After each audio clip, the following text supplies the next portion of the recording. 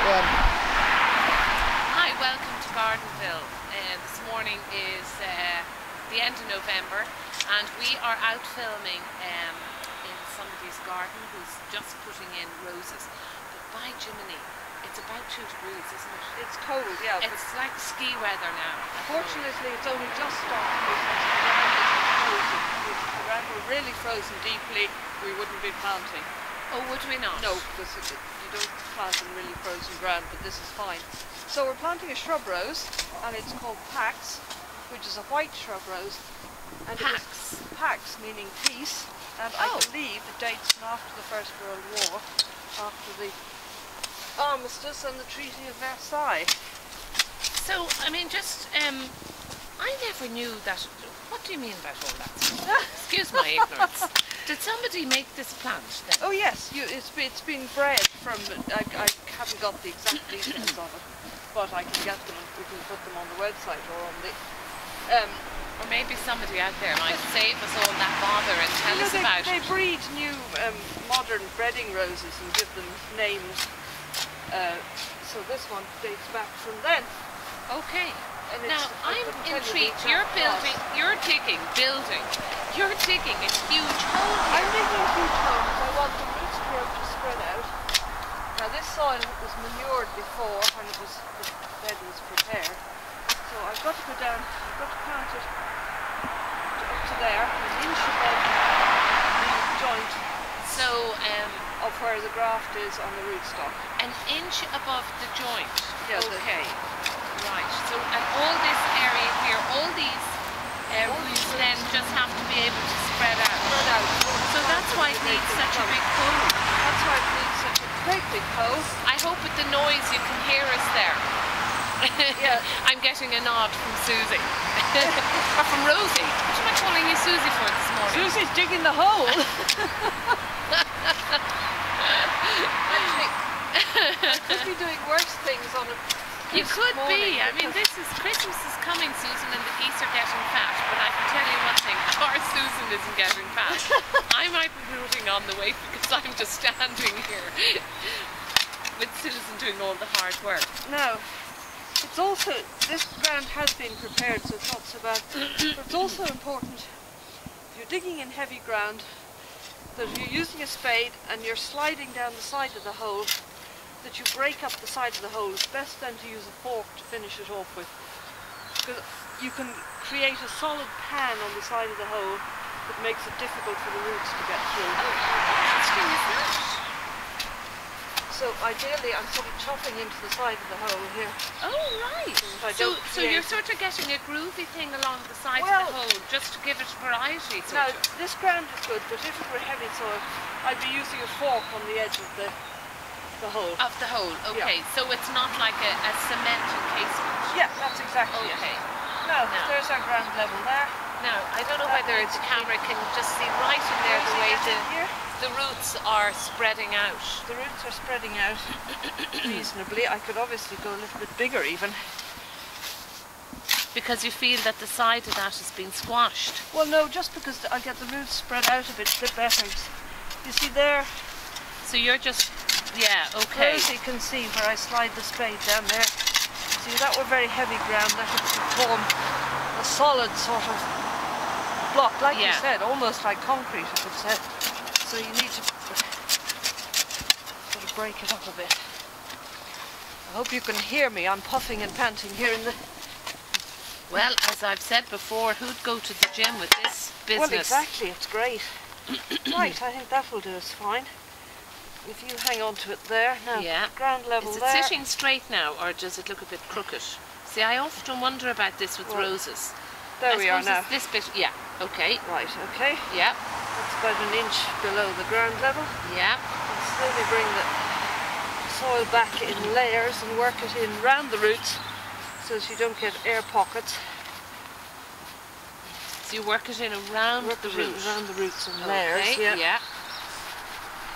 Like baking a cake. Yes. Break it off the stove.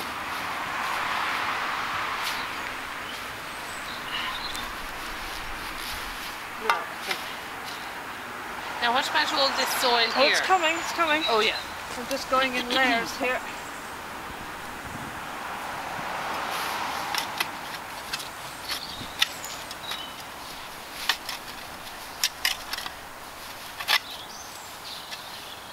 I'm actually really surprised that the hole was so big.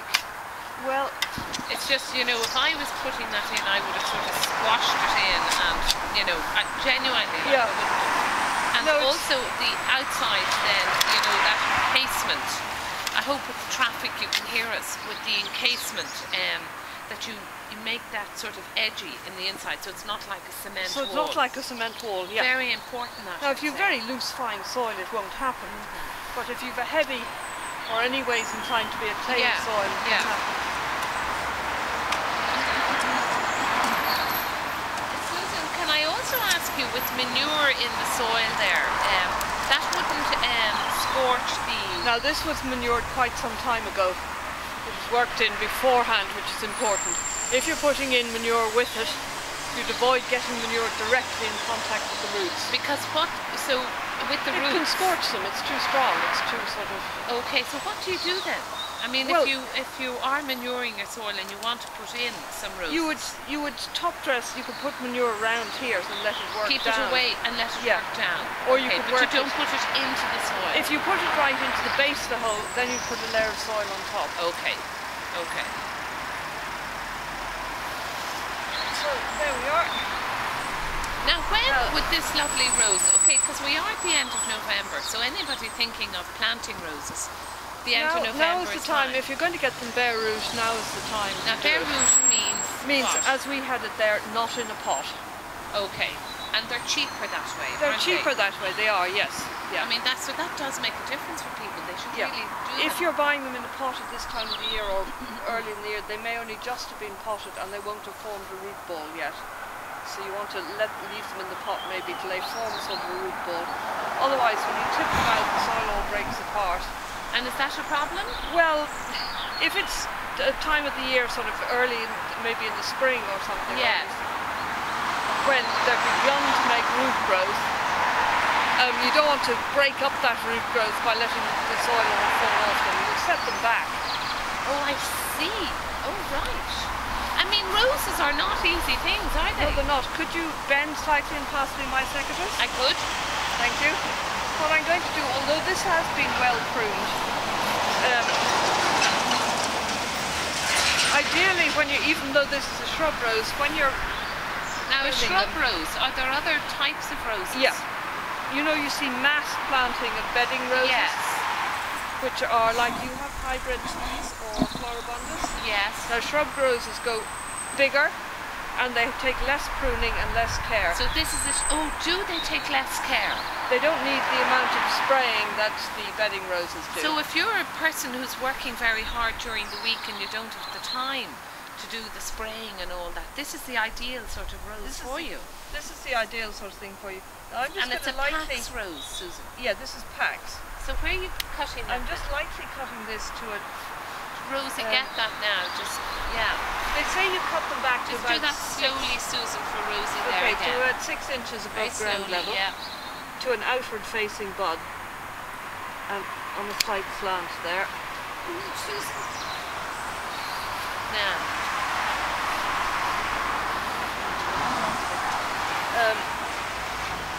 These ones have been pruned in the nursery before they arrived, so they're really basically all right, but just to demonstrate what you would be doing is you go down to an outward facing bud there and go... Now just, the bud is that tiny little bit of growth there. I don't know whether you can see that, yeah. There's one on this here for the Rosie can see it. It's just a tiny little... Yeah, okay. Nodulary sort of thing where a leaf would come out and then another stem would come out from there. So you cut it at a slant. I've cut it at a slant. Well, pretend that's a bud there, that thorn. You cut it at a slant with the highest part where the bud is and down like that. Oh, right, okay. Okay? Yeah, yeah. So that is our rose planted. Great, and when will this rose now, how big is this going to grow? This gets to 5 feet by 5 feet. So 5 by 5? Yeah. So for this area here, it's perfect. It's perfect for this area here, yeah. Right, okay. A Pax rose. I must say, I'd love to get one of those. Nice corner rose for And Susan, do you have to have this in a sunny part of the garden? Ideally, yes, you need a reasonable amount of sun. If you plant them in shade, they're going to get leggy and you're not going to get as much flower. Oh, okay.